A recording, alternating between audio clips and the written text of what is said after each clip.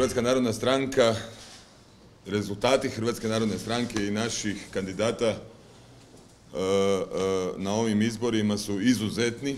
Jako smo zadovoljni s rezultatima. Dobili smo 127.000 preferencijalnih glasova, čak i u apsolutnom iznosu, unatoč manjem izlasku na izbore, više nego prije godinu dana. Zaslužili smo unutar koalicije 11 mandata, dobili smo 9, od toga 7 na mjestima koja su bila prolazna i 2 velika uspjeha kao i zadnji put sa nižih mjesta na izbornim listama, preferencijalnim glasovima. Kandidati Hrvatske narodne stranke su zaslužili još 2 dodatna saborska mandata. Naravno da nas zabrinjava daleko manja izlaznost nego zadnji put. Nismo zadovoljni ni ukupnim brojem koja je koalicijska lista dobila na ovim izborima, ali rezultati naših organizacija, naših kandidata potvrđuju da kontinuitet politike Hrvatske narodne stranke je u uzlaznoj putanji, unatoč svemu ovome što se u zadnjih godinu dana događalo na političkoj sceni u Hrvatskoj.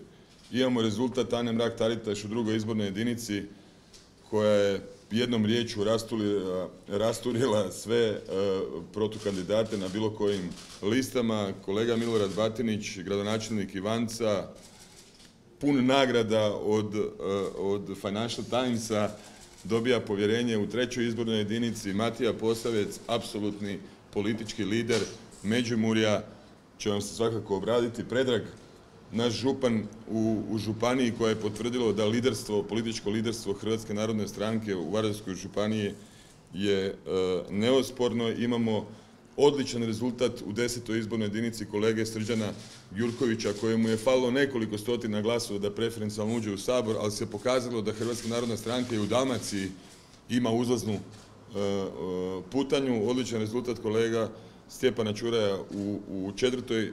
izbornoj jedinici, koji je i pored toga što je moja malenkost bila na listi uspio sa svojim radom, sa svojim politikama dobiti impresivan broj preferencijalnih glasova. I naravno ovdje smo i da čestitamo kolegi Veljku Kajtaziju koji je s nama bio u klubu, koji će s nama vrlo vjerojatno ponovo biti u klubu i koji je potvrdio svoj mandat kao manjinski zastupnik. Ponovit ću, 127.000 glasova je broj veći nego što je bio prije godinu dana i daje nam samo za potvrdu da putem koji smo krenuli u tranziciji i stranke i lidera koji imamo po terenu je dobar put.